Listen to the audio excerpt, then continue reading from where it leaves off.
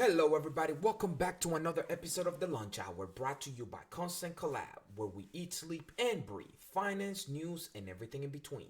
So, if you like finance, news, and crypto, make sure to subscribe. We have a great show lined up for you guys today, so let's dive in. There's a lot of news going on in the crypto market right now. Today's Friday. We're getting ready for the weekend. There's a lot of moving parts going on. So let's move right into the news. So like always, we are going to start with the overall crypto market. Right now, we are sitting at almost $2.6 trillion. We have lost close to 500% overall, or not 500%. We have lost over 500 billion since the highs that we hit, last week. Right now, the volume's still pretty high. We are sitting at $135 billion on the 24-hour period. Right, Bitcoin dominance has ticked down from where it was sitting. So the past couple of weeks, we've been sitting at around 43%. As you guys can see, we are sitting at 42.4%. And then Ethereum still remains right below 20%. It's at 19.5%. So, like I said, we've been red the past couple of days. This week has been rough on crypto since Bitcoin hit its all-time high of close to 69,000. But right now we're up almost 6%. So, like I said, we are sitting right below $2.6 trillion. Bitcoin right now is sitting at 58,322 and 73 cents.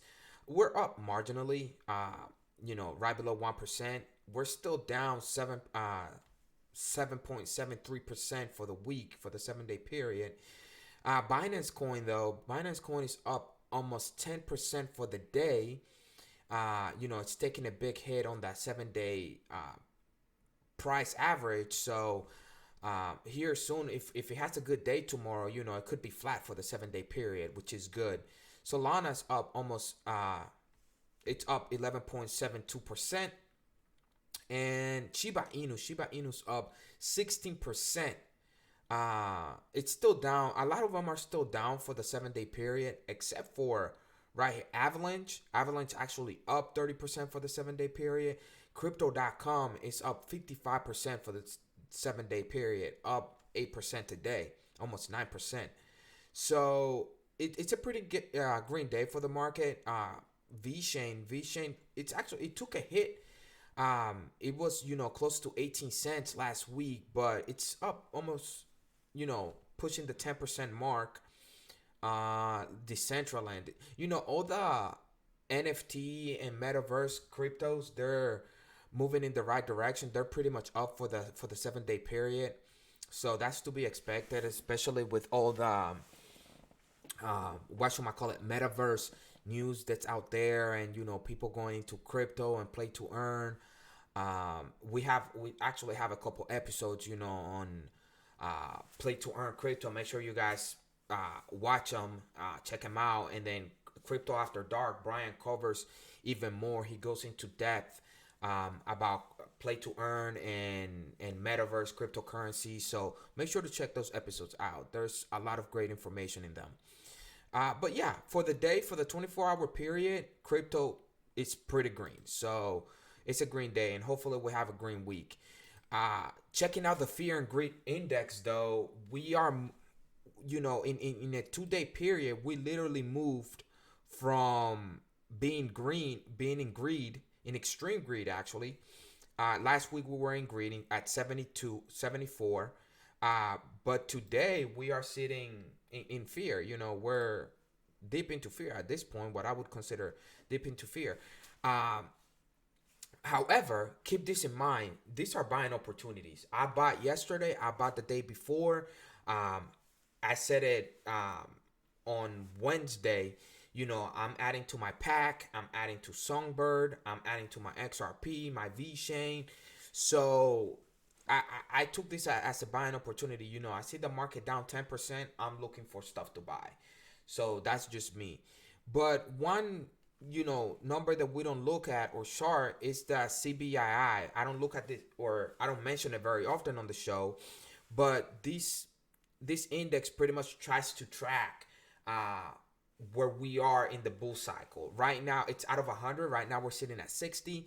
let me show you guys. So back in 2013, it pretty much timed that peak almost perfectly. It hit 87, and then the market started going down. And then in 2014, it did the same thing. Bitcoin hit $1,100. The CBII hit 100, and then the market went into a prolonged bear market, until it bottomed a year later. Then in 2017, it did the exact same thing. The CBII hit 100, it maxed out, and Bitcoin hit 19,000, 19,500. So yeah, this is pretty accurate, And right now it's sitting at what I said 60. It's sitting at 60. So I honestly don't think the bull cycle's over yet. I still hold my between 115 to 130 price target. When will that happen? I don't know. I try not to put a date on it because at the end of the day, I don't have a crystal ball, so I cannot pinpoint it to the day. I'm saying late December, early January, but we shall see. There's still people out there are calling for a 75K Bitcoin at the top.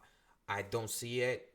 It doesn't make sense to me. The numbers don't add up for that number, but between 75, 80K to 100K, I'm definitely more vigilant. I'm looking at market sentiment and where how if we're in euphoria yet. When people at the grocery store start asking me about Bitcoin, then I'll start being a little more afraid and more vigilant. But right now, I think that the market's healthy. A nice pullback for Bitcoin makes me feel good. That's a good thing. But let's dive into the news. Bitcoin slides from record highs in a warning from record highs is a warning for crypto investors. Wow, come on CNN, better title.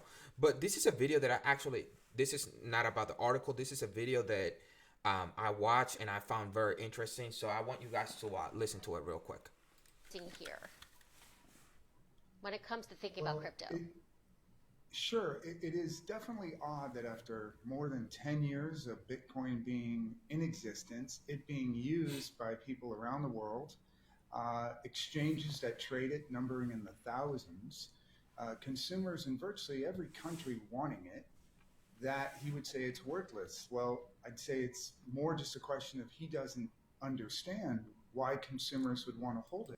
So in case you guys missed it, so the reporter asked them why Jamie Dimon feels the way that he does about Bitcoin, and right away he says people are using it, companies are putting it in their balance sheet, exchanges are trading it, hundreds of billions of dollars flow through Bitcoin on a daily basis. So he says that he doesn't understand it. I think that Jamie Dimon understands it. I mean, he runs JP Morgan. He's one of the smartest people out there. It's more of he's trying to undermine it. I think that he missed out on it. He might be a little upset about it, so he wants to get it at a lower price. So I think that might have something to do with it. So, obviously, I think Jamie Dimon knows that there's obviously value in Bitcoin. I don't think that he's dumb. I think he says that because at the end of the day, people listen to him. He tends to move the market when he comes out and he says something extreme about cryptocurrency and Bitcoin. So no one can't tell me that, JP Morgan analysts and investors are not buying Bitcoin every time it dips. And I bet you that this next bear market, they're going to come out and say that they own Bitcoin and other cryptos. No one can tell me otherwise. But let's dive into the article. So only a week ago, Bitcoin hit an all-time high of nearly 67,000. It actually hit 69.5. So CNN is a little slow when it comes to that. But investors have been dumping the world's most valuable cryptocurrency in favor of the new kid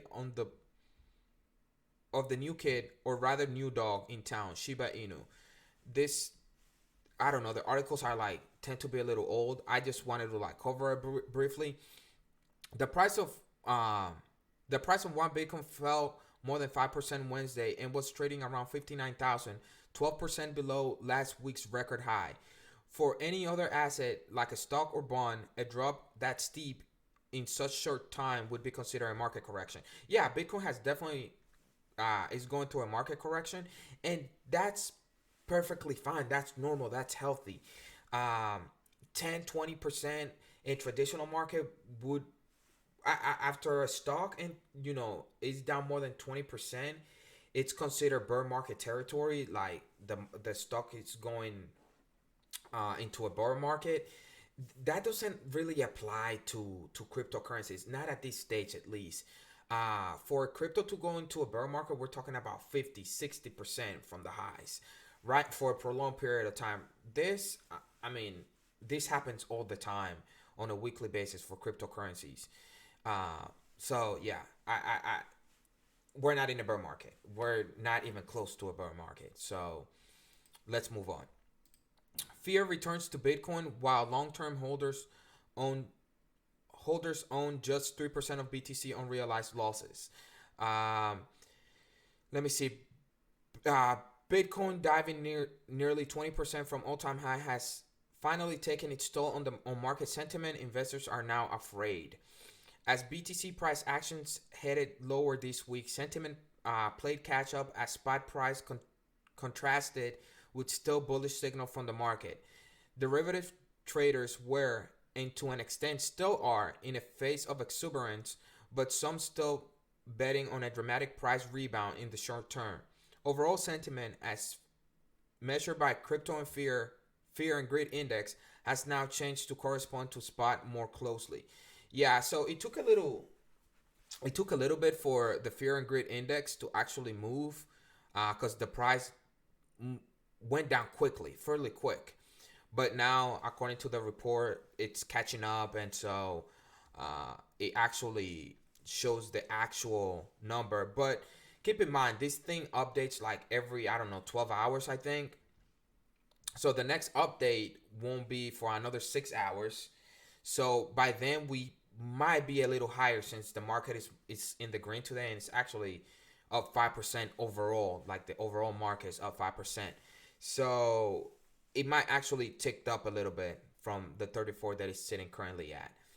But yeah, that's all the report is saying. So yeah, we're in a little fear right now, and that's as a person that DCAs into the projects that he buys.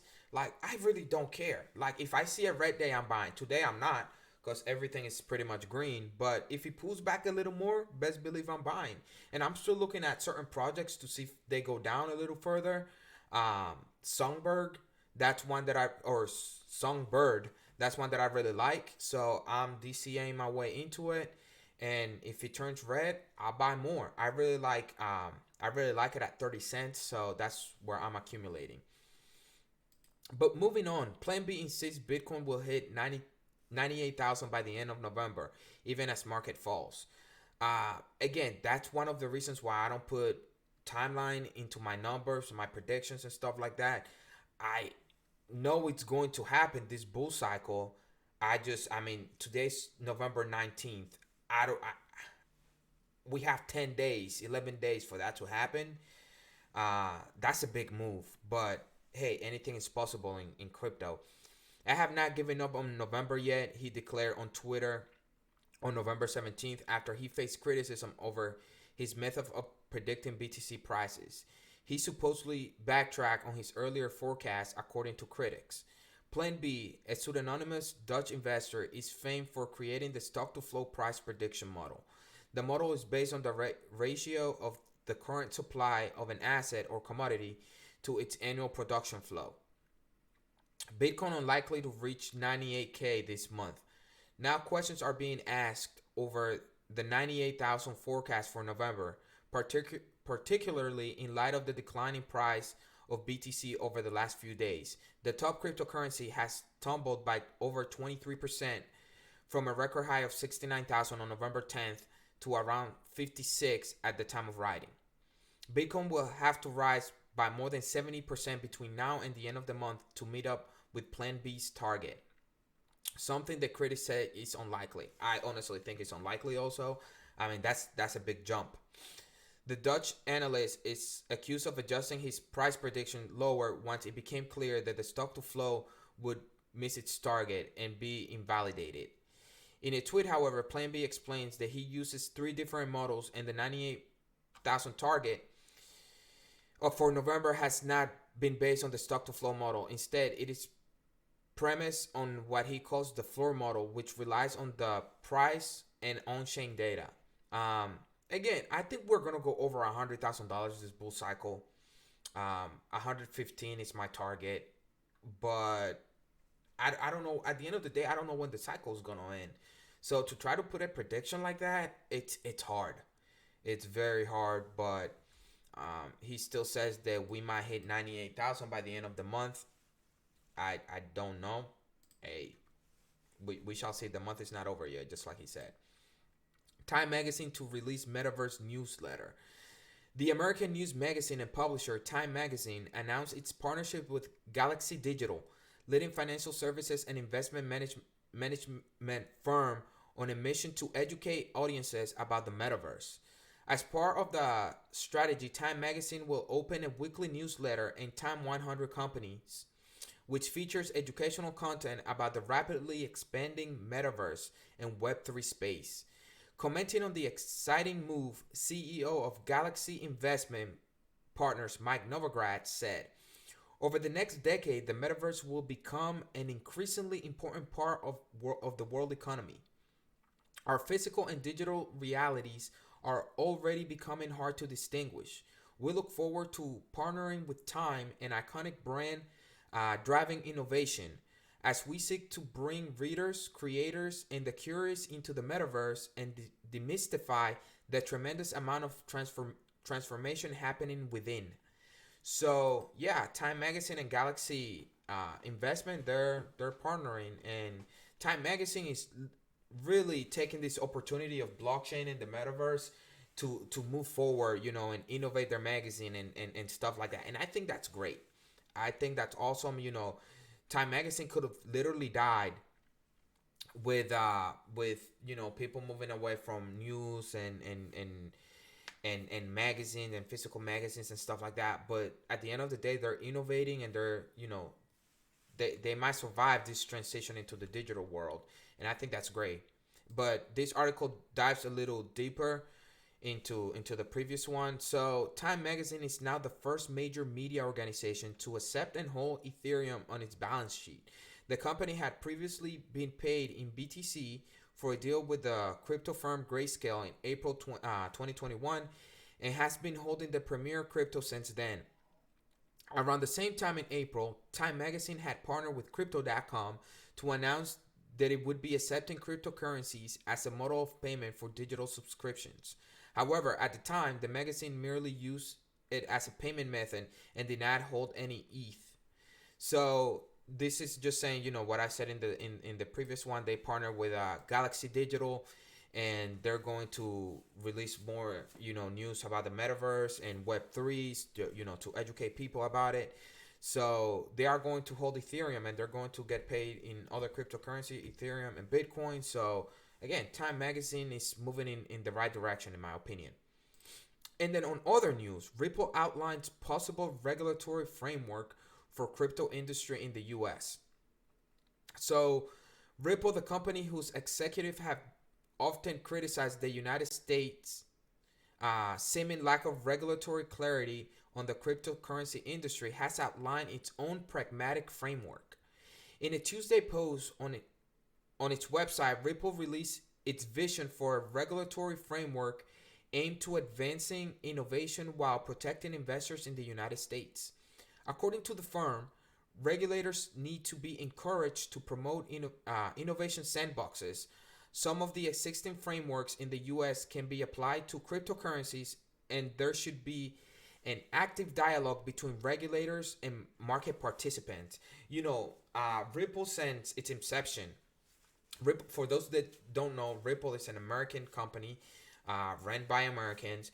They're in a lawsuit with the SEC about whether their sales of XRP, constituted an investment contract. It's still ongoing. We don't know how it's gonna end. I think they're going to settle, and XRP and Ripple are going to be perfectly fine. But they've been working with the SEC since their inception. Trying to get regulation and telling them what they're doing, and a lot of people are getting fed up with the SEC going after U.S. companies and not having a regulatory framework that people can or the companies can work with. Instead, they're doing this regulation by enforcement. They sue a company and they're like, "Oh, you're breaking the law" and stuff like that.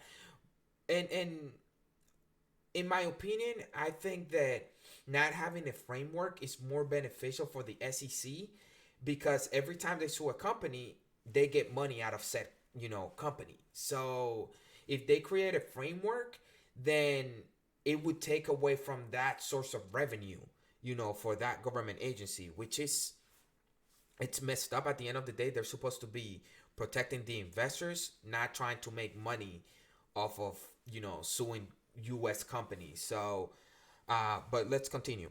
Ripple advocated for the proposed measures as a way to provide regulatory clarity to all in the crypto space in a way that an ad hoc regulation by enforcement approach simply cannot, according to CEO Brad Garlinghouse. The proposal was designed to address and remedy the specific challenges to the industry. In regard to regulatory sandboxes, the company said the safe harbor proposed by SEC Commissioner Hester Pierce, under which the network developers would have a grace period to build without being subject to certain federal securities laws, would be necessary to incentivize innovation. And that's one thing, Hester Pierce, one of the SEC commissioner, she's been pushing for this safe harbor proposal for a while now.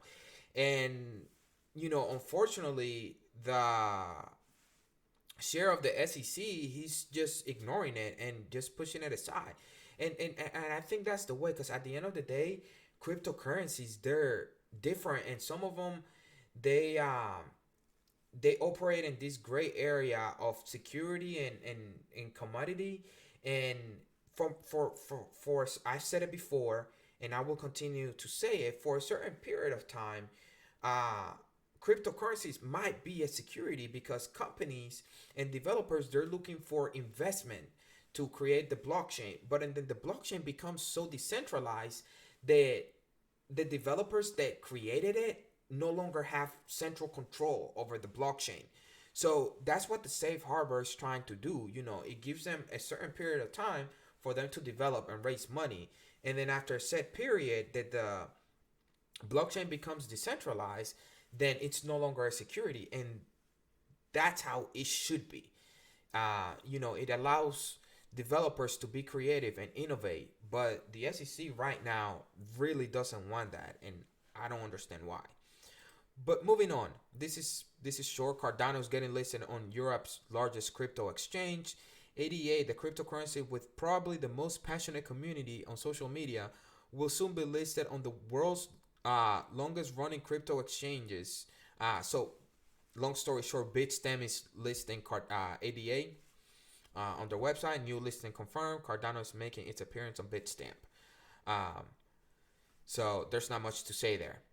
But moving on, Solana Labs CEO, it doesn't really matter if the network goes down again.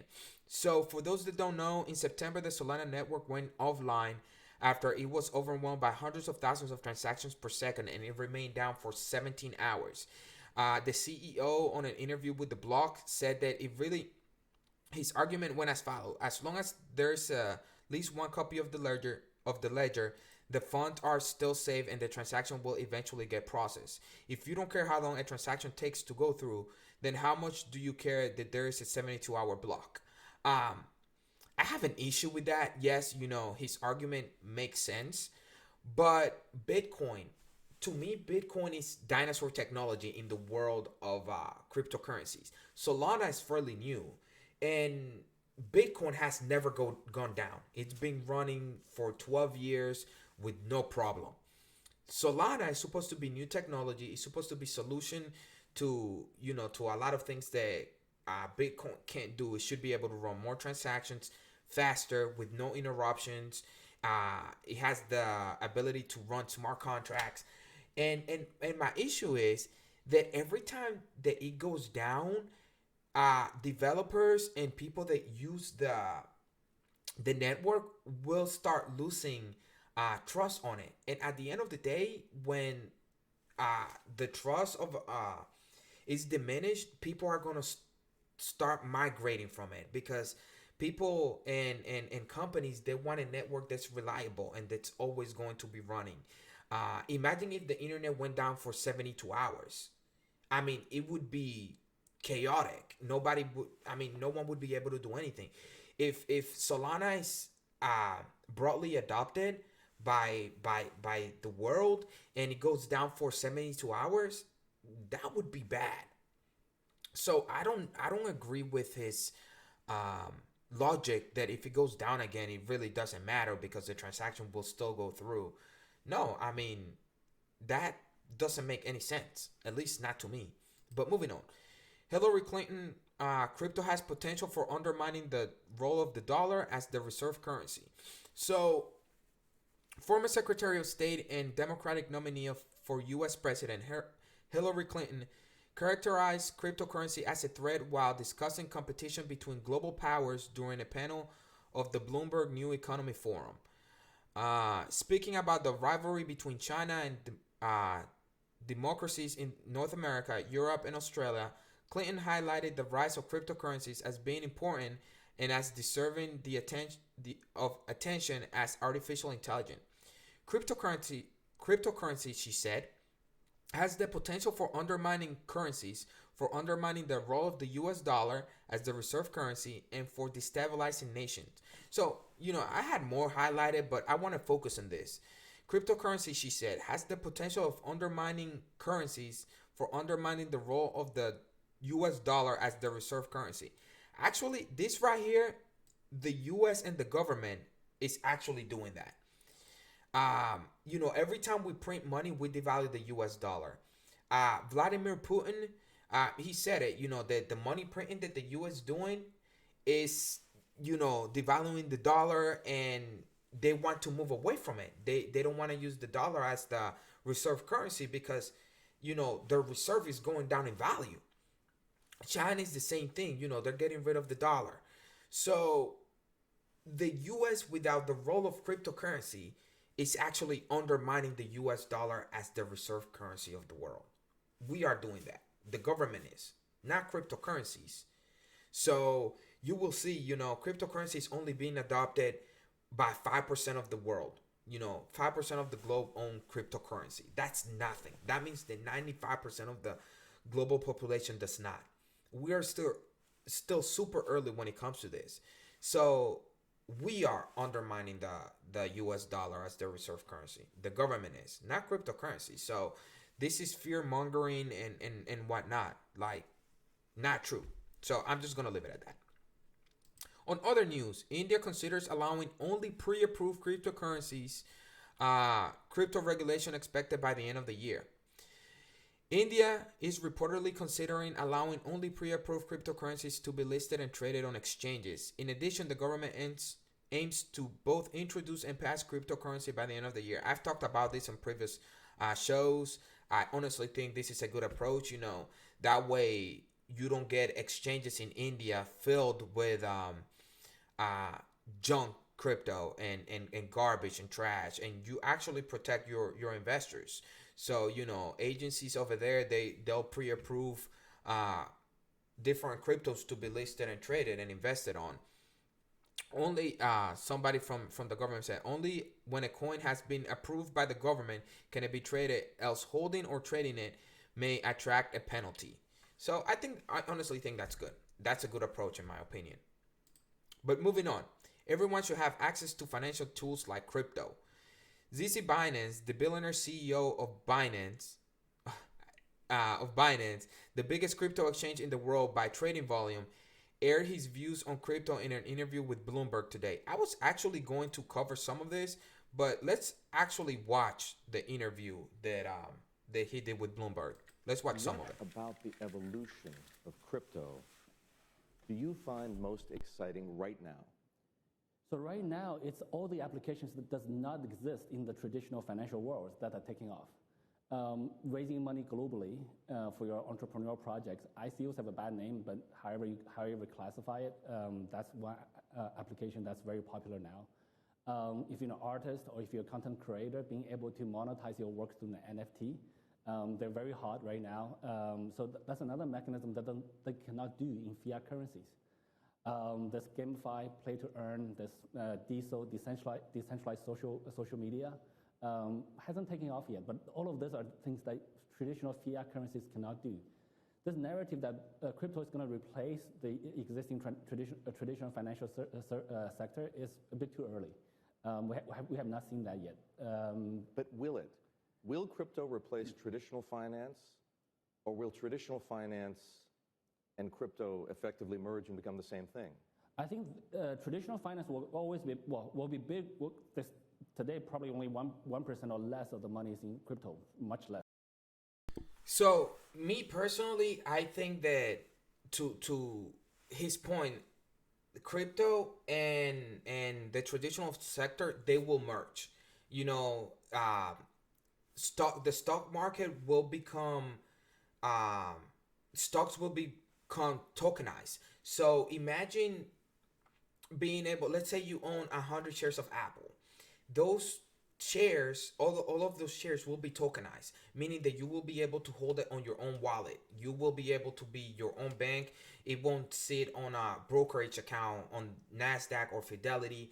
And companies, you know, let's say real estate company, you want to buy a house, you can use those 100 shares to use as a down payment for a house. You can transfer that to the real estate company that you're buying a house through. So instead of having to sell your stock on the NASDAQ or any other brokerage account, you're holding it. It's literally a form of money, and you can transfer it to a real estate company to buy your house. I think that's how it's going to work. That's probably much less than that. So today, traditional finance is big.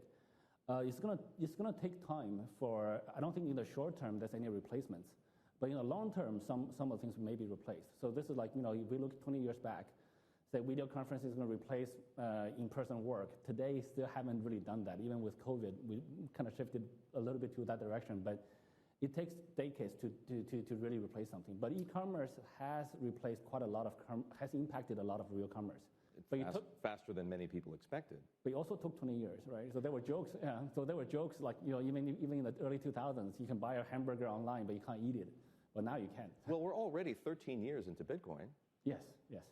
So I think, but still today, the applications in crypto are still the ones that. You know, the interviewer, he made a comment. He was like, "We're 13 years into Bitcoin." Bitcoin to me is DARPANET. You know, ARPANET. It's literally the government still trying to use it, trying to figure out the internet. The internet didn't become the internet until it was released to the public to be able to use, and for developers to be able to build on it.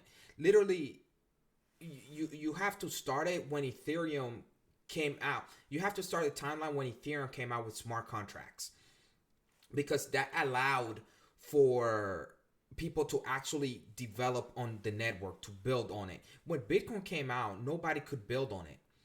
It was literally a method for transaction. The blockchain and what ZZ is talking about was made possible by Ethereum and smart contracts.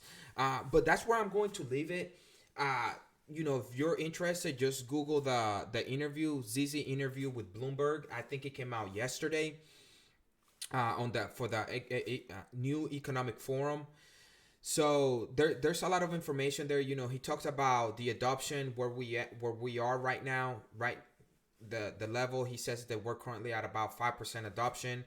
So he has a lot of information there. He says a lot of very interesting things. But that is all we have for today. Again, make sure to like, subscribe, and share this video.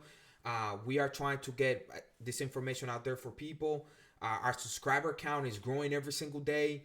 So I hope you guys enjoy the show. See you guys on the next one.